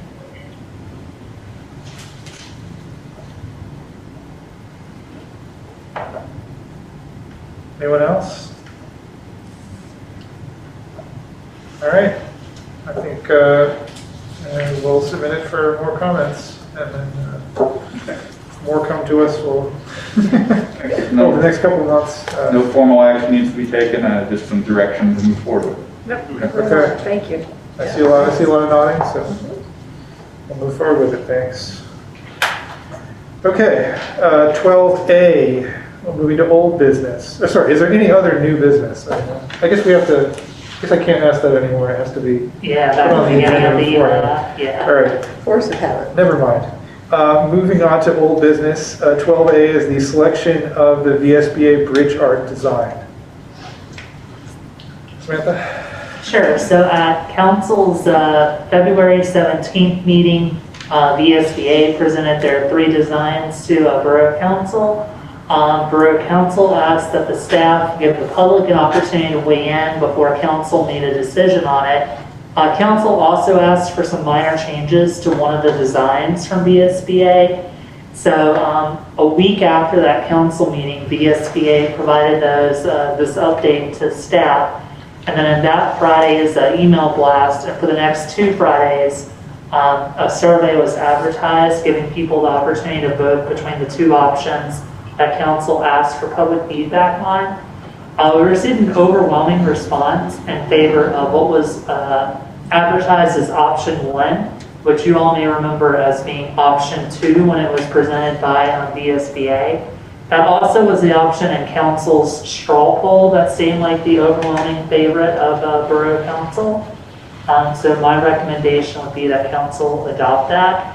Or at the very least, my recommendation is that council makes a decision tonight on it so we can have this wrapped up in one less item to deal with the bridge.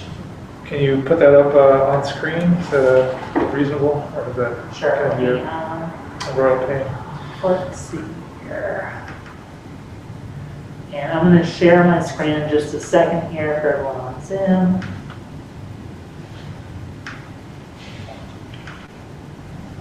All right, so for everyone on Zoom and everyone here in the council meeting, you'll note the date on this is February 25th, 2022, which was a week after the February 17th council meeting. And all right, so this was the what was option 2 that now became option 1 because the council kind of ruled out one of the options. And then this was option 3, which then became option 2 again because council eliminated an option. And do you have the vote that you need on the next page? Let's see if that's a separate document, No, which sorry. I will pull up.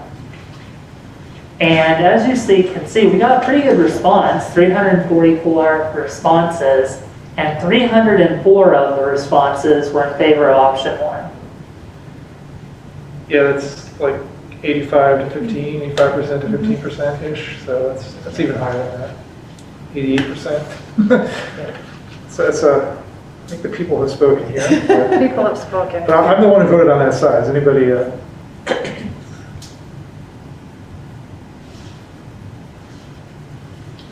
All right.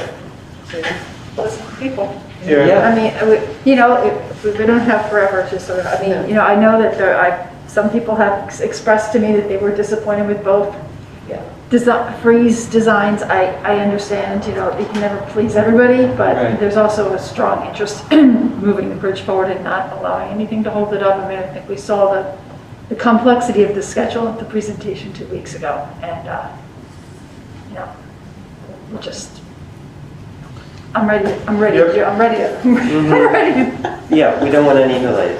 move forward on this. Okay. Yeah. So does anyone have any objection to moving forward with the tree design? All right. Thank you to everybody in the community who took a look and who voted. We appreciate your input. Helps us make our decisions. Next item is the last item of business, which is 201 Sabine Avenue. So this is just going to be a discussion of how we've been moving forward on the various possibilities and plans that have been proposed. Samantha, why don't you? Absolutely.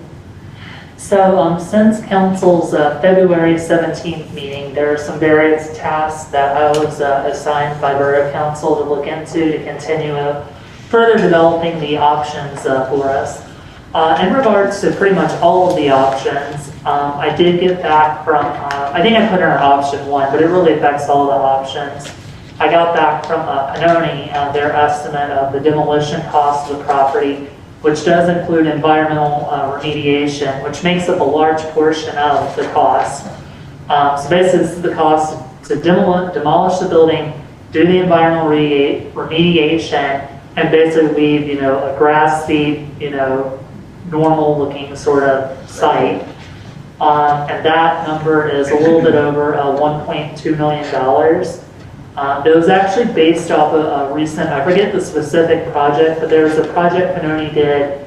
I don't know if I'm pointing the right direction. I don't know why I'm pointing. There was an elementary school for another municipal client of Canopy that actually had to get demolished. That was very similar to what we're dealing with here with 201 State Line. So that information was determined. Again, another part of this that affects all the options is our Parks and Recreation Committee is continuing to work through the master park planning process and figure out some direction on that.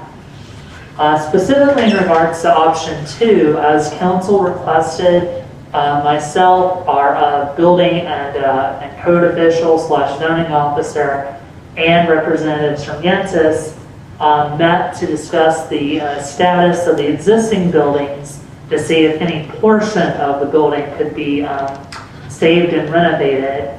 Unfortunately, based upon the information that we reviewed, with the way that HVAC is set up at the property, the portion of the building that would be most easily able to be reused is would be separated from the HVAC system. In addition, our BCO zoning officer pointed out that any renovation to that structure, anything new, would have to be code compliant, and those code changes would push up the cost of renovation. So the recommendation from all parties was that if you want to do anything like that, it would be more cost effective for the borough to demolish the building and build something new, which I think options 3 and 4 kind of already encompass. So based on what I've heard from those folks, the borough engineer and others, my recommendation to council is that you consider removing option 2 from consideration. In regards to option 3, something that I want council to talk about tonight, between when this memo was written and this meeting, council had previously received a letter from the Narberth Food Bank with some of their thoughts on the property, which was previously publicly provided. I received some further outreach from the food bank in which they discussed an interest in having some further discussion with the borough about the property. So how we proceed with that request is something I'll want council to discuss tonight. And then option 4, we've been busy this month. Option 4, as council approved, I reached out to the 4. I developed a pretty standard document asking for some services so we could compare apples to apples. And I reached out to the 4 organizations and individuals that council approved last month. We received documents back from the County Redevelopment Authority, as well as the HRG engineering firm. Mr. Graham Copeland didn't feel it was appropriate for him to respond to that request. And Mr. Hartling from Urban Partners stated with their current workload they wouldn't be able to take on the project and recommended an alternate person to consider, Mr. Blaine Stoddard. I did not reach out to him just because, forgive me for being a little too conservative with this, but just because council hadn't authorized outreach to him, I did not do that.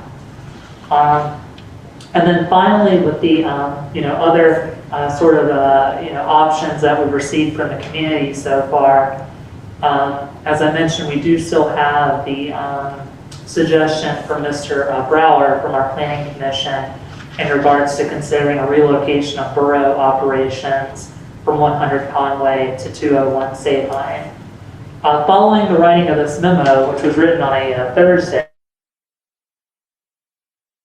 I need to speak with our chief of police, and he did express concerns about response time to the to South Narberth if the borough office were relocated up there. As I will note, our public works manager was in favor of it, given the facilities that they have to work with here at 100 Conway. I still haven't had a chance to speak to our fire chief about it. I mean, I'll admit, I haven't had a chance to further discuss it with Mr. Brower since then. So I think before I make any kind of recommendation to council on that, I would like to speak with our fire chief and speak with Mr. Brower again. And then I think, either our workshop or the next business meeting, I could speak further on that with council. And then I didn't have an opportunity to put it here in the memo, but as I think was mentioned during public comment, I'll double check the comments and the emails I've received, but we may have received one or two other, designs or suggestions for 201 Sabine for council. If you want those to be further investigated, obviously let me know and we can do that. So I know that was a lot. Like I said, this project is really important, to myself and obviously to Borough Council. So we've done a lot on it in the last month, and I welcome whatever sort of direction I can get from council on these various items, so we can continue moving forward with this process. All right, so I heard 3 decision points for council, I think. One is what to do about the proposal from the food bank. The second is what to do with the, so we have the proposals from HRG and the county, how to proceed with those, or whether to seek more from Mr. Stoddard, I guess, was the other recommendation you had. And the third was whether to proceed further with the idea of moving borough operations to 201 Sabine. There's one other decision point as well, whether or not council wants to continue anything with option 2. Thank you. Okay. So let's start with discussing option 2. So right now, as Samantha said, the opinion, was basically everyone's opinion that was there? It was the opinion of myself, the folks from Iantis, our building and zoning officer, as well as previous conversations I've noted in memos with the borough engineer, as well as, not to put him on the spot here, but with council member Ira Winston's background as well. Okay, so all of those people, most of whom were actually there and discussing the property, agree that it's not a viable option compared to demolition.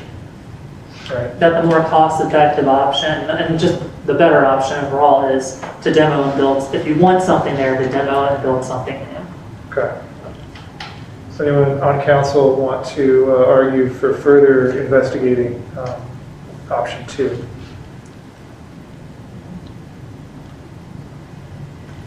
Okay. Seeing nothing, so I think we can eliminate that. Thank you for everybody for due diligence, I would say, on this. I think everybody was there was a lot of skepticism about whether this was going to work out, but it's important not to rule out viable options, but I think at this point it has been ruled out.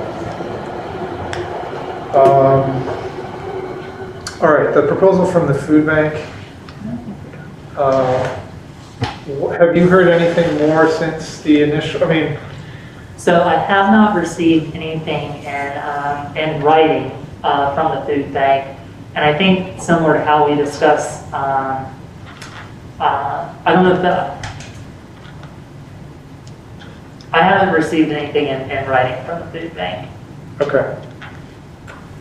As a formal proposal for council. So my suggestion is to express to them, is to remind them what our option 3 looks like, what the document suggested for option 3, and tell them that we would be open to working with them to make this happen, but it would have to fit our vision for the property as we've discussed, which is expanded green space and cost effectiveness for the borough. It has to be.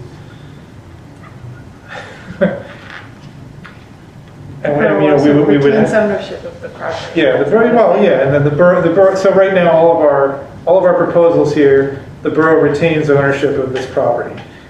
In some of the cases, like option 4, we might lease some of the property in order that a building might be constructed there. And presumably with option 3, we might be willing to lease the property if necessary, but we would retain ownership of it. And that way we're in control of the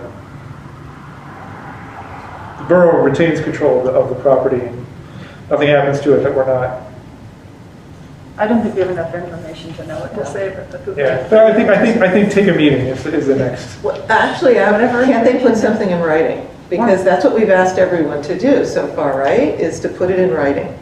And sent a letter. We have something in the packet from a few months ago. well, but sure. if they're thinking something different, they should be sending a new letter. That would be good. So my understanding, there's a current funding opportunity that the county is working on, and they may have some sort of, they may have some deadline pressure to meet this county funding opportunity. So I think it should be in writing, but we also may in parallel want to meet with them. No. I mean, the community needs to know what we're considering. Sure. But we don't want to foreclose on any time-limited opportunities that they may have, I guess, is my opinion. Do we know that they have a time limited? So It's all speculation. That's what I was going to say. It's kind of frustrating because they haven't put anything in writing, so. Do we know? So, I mean, I can tell you that there's a county fund, the county has COVID recovery funds that they're issuing, and I was at a virtual meeting, and Gigi was also at this meeting. So I can tell you that and she asked a question, I mean, I can tell you they're strongly considering this funding. Okay. I've observed Yes. interest in this funding opportunity, so. Sure. they informally mentioned this funding opportunity to me as well. Okay. Just without a formal submission from them, I don't necessarily want to, I don't want to do harm to them by putting something out there that's exactly. Right. We don't know. Right. But I see no harm in asking for a formal submission and setting up a meeting if you want. So they should send us a proposal in writing, and at that point we will meet with them. Even if it's before we just, we'll present the proposal at a meeting, but if they need to have, we'll present the proposal that they give us at our next meeting. After we receive it, we'll put it in a public packet, we'll make it available, but if they need to also meet with us before that meeting, given that they've given us something in writing, we'll take a meeting. How does that sound? Okay? All right. Sounds good. All right. HRG and the county, the proposals they made to us. Okay. Should I say a couple things? Say some things. And they're in the packet. They're long. I don't know if everybody's had a chance to look at them. I mean, so I think all of that, this is in the packet. If you're watching all of this stuff that we're discussing, it's all in the packet. About 2/3 of the way down to the ending. Sorry, go ahead. Yeah, no, it's good to know that it is in there. So with, I noticed you said that you had not put out the RFP for RFP, whatever it is, to Mr. Stoddard because you didn't have express authority. I would suggest that you should not feel like I would like to authorize you to not need express authority to put that out to individuals who might come to your attention, who you, in your judgment, think are appropriate, because there's really no harm done. The worst that's going to happen, they're going to say, this isn't for us, or they're going to submit something and we're going to say, you're not for us. So there's no harm, and so I would say you should feel free to do that if another good potential, provider or professional would come to your attention. I would suggest we move forward to get information from Mr. Stoddard. I'm continuing to sort of look and just keep my ear to the ground, and I'll sort of talk to you, and if I get any names mentioned to me, then you can vet them and see if you think they're appropriate. I think that, I think based on the proposals we have now, there's certainly no basis to make a decision to move forward with them. With respect to HRGs, I don't really feel it's responsive to what we asked for. It's a planning proposal. It's not really limited to what we asked for. We've spent a lot of time thinking about this as a group and going around, and I think you did a great job consolidating this into something that was pretty focused. We've been advised that an RFP process should be focused, so we don't want to reopen it to start from the beginning. The county redevelopment authorities I read with a great deal of interest. I have a lot of questions. A lot of questions. Some of them John might actually be in a position to tell us about, answer, maybe not tonight, maybe at the workshop, or if not, somebody at Kilkenny may have worked in a capacity representing a municipality that was involved in a county RDA project. Yeah, we work with them in Norristown. I mean, the first thing of note. On the project that's here? The Norristown project, yeah, it was to note that they repeatedly referred to the entire property and to selling it, which RFP specifically said we're talking about leasing a portion. And I understand part of what their capacity as a sort of a quasi-governmental organization gives them the ability to do things we couldn't do if we were wanting to sell the property. I gather, John, tell me if this is wrong, this is reading between the lines. They seem to be saying, if we were interested in selling real property as a municipality, we would be bound to take the highest, for redevelopment, or sell it for redevelopment, we would be bound to take the highest dollar value regardless of the quality of the offer. I believe that's the position. They are not required to do that. I don't. They said. Okay. So that would be an advantage if we were interested in selling it, but we're not. So I'm trying, I feel like they've done this a lot and they may be a good, organization to do this, but I feel like there are a lot of questions that we would need answers to. And it might make sense to actually ask if, it's Rebecca, right? The executive director would be willing to come to a workshop meeting so we could ask those questions. She may want to have her solicitor there, Alison Zaro, who's, inquiring about this as well. Is interested, wants to be able to help her client.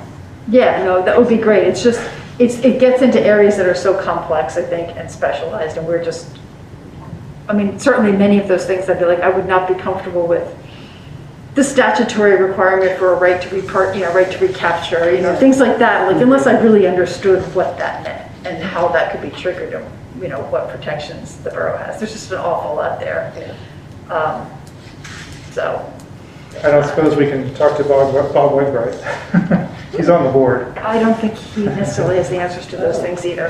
Alrighty. I think he's on the board, but Rebecca is the executive director, and I think the solicitor that represents the RDA would be, as John pointed out, probably more appropriate. I think it's worth, I'm not ready to rule it out, but I just have more questions than answers. Is that true for a lease as well, that if we put an RFP out for a lease, that we would have to take the highest offer? I'm not sure if the authority even would deal with a lease type of a situation. I'm not sure if they said that they would. But they can. It is part of the definition of redevelopment under the statute includes lease. But I don't think that they usually do that. I think it would be hard to have it restricted to leases because you're not just dealing with a price and a change. There's different terms that could be more favorable if it was more money but a shorter term. So it would be hard to bid that out based upon price. That's just my general sense. I have to look into that issue, but I would think there could be some flexibility with a lease, unless it's a long-term lease and there are some specific provisions that might apply to that. Okay. With all due respect to everyone here in this room, I think this is exactly why we're talking about, potentially, bringing someone else into this process as well. Mm-hmm. The only other thing I wanted to mention, because I had mentioned this before, was there was the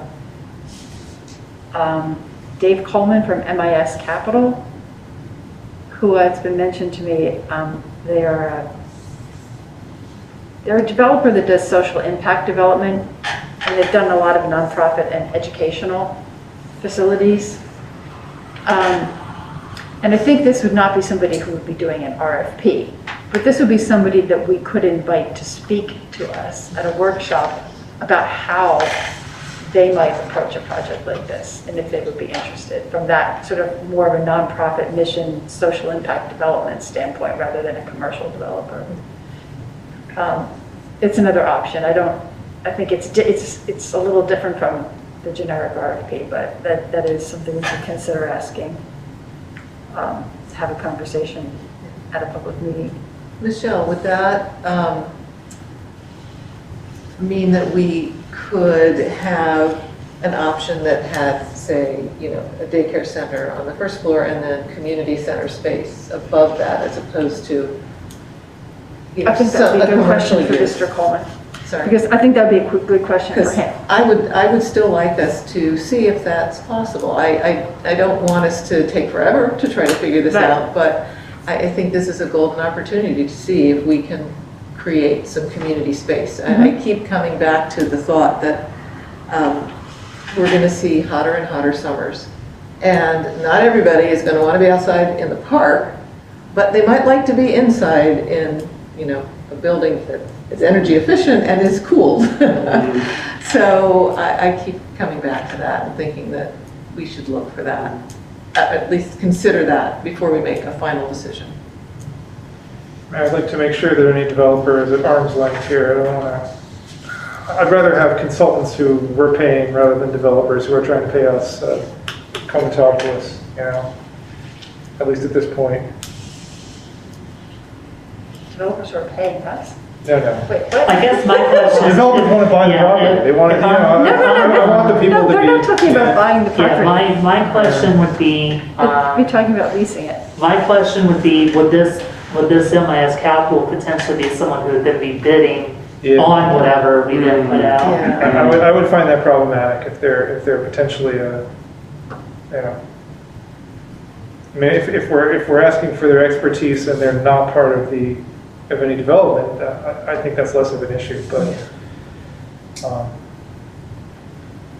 Okay, well then let's put out the RFP to MIS Capital as well as Stoddard at a minimum.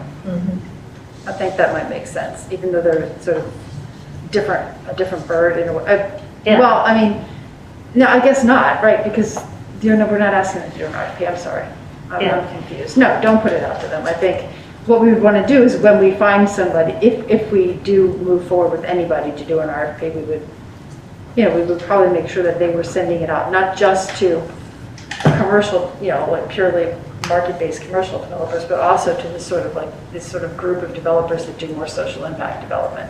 And I think we want to make sure we're not accidentally pushing them off to the side, because they could speak to some of these, you know, they may be a more appropriate fit for our goals. Right, but I guess if that's what we wanted, then this, you know, description doesn't have that in there at all.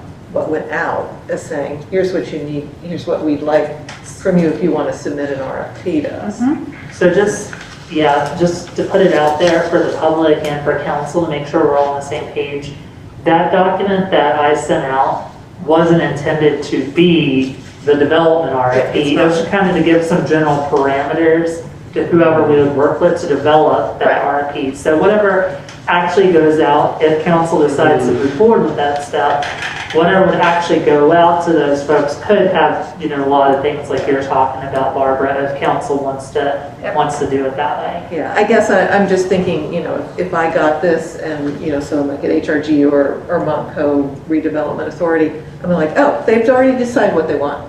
So and so this is what I'm going to think through. So they've already put themselves into a narrower thought process. I'm just like, so that's all. That's where I would see it. I mean, that's really because us. every person that we've talked to who works in this area and has experience says, look, if you want to put out an RFP and have it be successful, you need to decide the parameters of it with a degree of specificity. If you leave it open, you're going to get back stuff that's like, you can't compare one to the other. I know, I understand. Or you're not going to get back anything because people are going to say, I don't know what they want. I know. So that was sort of why we did that. Yeah.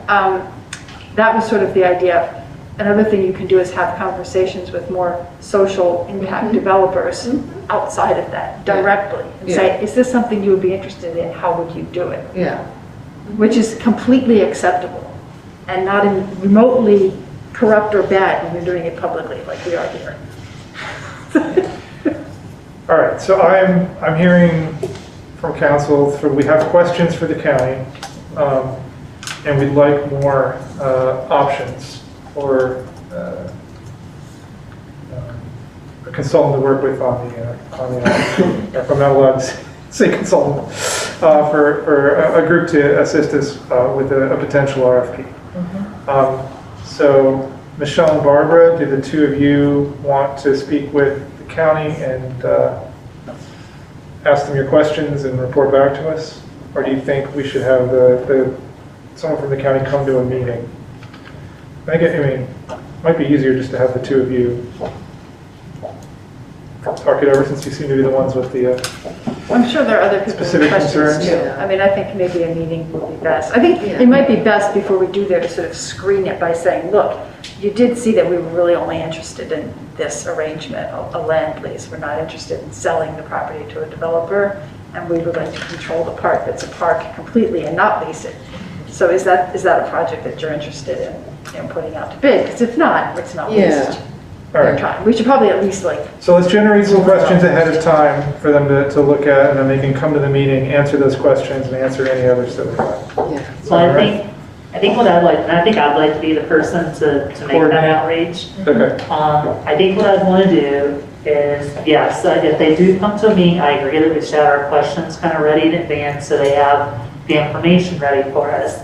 But I do think, to what Vice President Panopoulos said, I do think that I should at least ask them that one question before we decide if they're going to come here or not. Like, is leasing a feasible thing for you? And if they say yes, then we can get our questions and then they can come here and we can talk it out. Okay. And then I did just, sorry, I don't want to necessarily prolong the conversation here. I did want to go back to when we were talking about MIS Capital, just for full transparency here and public discussion and all that. When I spoke with Mr. Copeland, he expressed the fact that he would be much more interested in bidding on the actual development of the property instead of the creation of the development RFP. So if we're planning on starting to think about, if we decide to go that far with it, people to reach out to Mr. Copeland also express interest in that. I mean, it is an alternate, viable path to just find a development partner and work with them. It's not, it does, I mean, it's not something that you're not allowed to do. It's a different path. I mean, in the beginning, that was actually what Bob Weisberg was always urging, 4 years ago.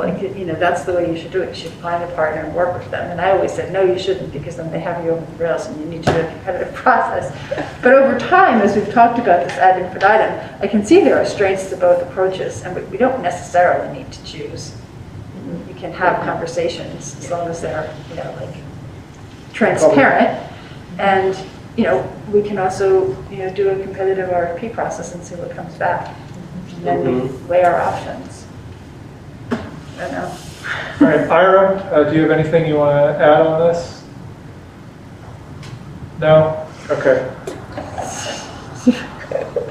So what do you think our timeline is? We're going to probably meet with the county. I think we'll still be talking about this in 5 years. No, I mean, let's focus a little tighter. I think that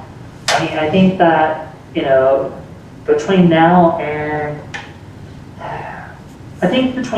the business meeting, I can follow up on all the tasks that we talked about here. So I can talk with the food bank, try to get a written proposal from them, send the RFP and get a response from Mr. Stoddard, ask those questions to the county and see about inviting them to a council meeting. So I think I could reasonably get all that done by the business meeting. I don't think I could get all that done by the workshop meeting. Okay. That sounds fine. Just where would the talking to Dave Brower, fire chief, fit into that? Yeah, that's the last one. Sorry. Yes, I could do that before. Okay. I could do that before. So a question about that, when we're talking about relocating municipal facilities, we're talking about this too. Yeah. So what's going to happen if we get a bunch of grant money to do all of this energy efficiency and ADA upgrades? Yeah. I'm skeptical because we just committed to doing these repairs. I brought that up last time as well. Yeah. I don't really. I feel like we had that conversation already, and we decided that we, for good or for bad, we already made our choice. I mean, at some level, I said this a while ago. I said, could the public works facility be separate from the borough office? Would it work that way? Can they work remotely that way? I mean, because that is a separable function, possibly. I mean, they would have more room up there. So, I mean, that might be worth considering. But they might not like to do that. I don't know. I don't know if this is the wrong way of thinking about management. I don't know, I don't think they need to be babysat. I think our public works manager and our public works team does like a really great job being on top of things and doing what they need to do. But I'll admit, I don't know, there's something about the idea of like me not being in the same building as them that I don't really like. I don't think they'd be any less productive. I just admit, I think it'd be inconvenient for me. I don't know, store the trucks and the salt bins up there or something like that, and therefore make more room here for them to do other work, like something like that. That might be something I could talk to the public works manager about. Possible solutions, but but again, I don't know if we want to commit. I don't know. I can talk to him about that, and I can let you all know, and you can figure out whether that fits into any of the 201 state line options or not. Given that we don't have full council here, and we're not really taking votes, I wouldn't want to rule this out tonight necessarily. I don't think we have enough information, but.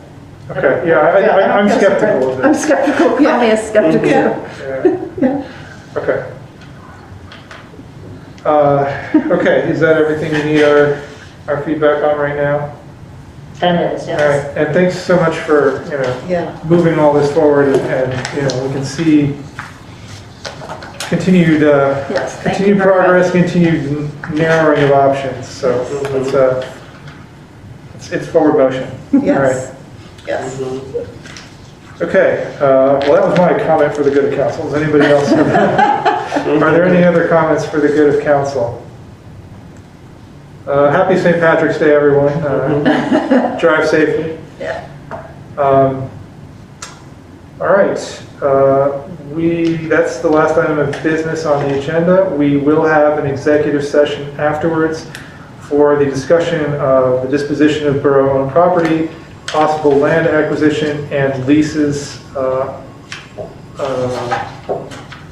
we going to come back in session afterwards? Do we anticipate that? I don't think so. All right, so we will not return after the executive session. I'll take a motion to adjourn. So moved. All right, seconded. All right, all those in favor of adjourning? All right, thank you, everyone.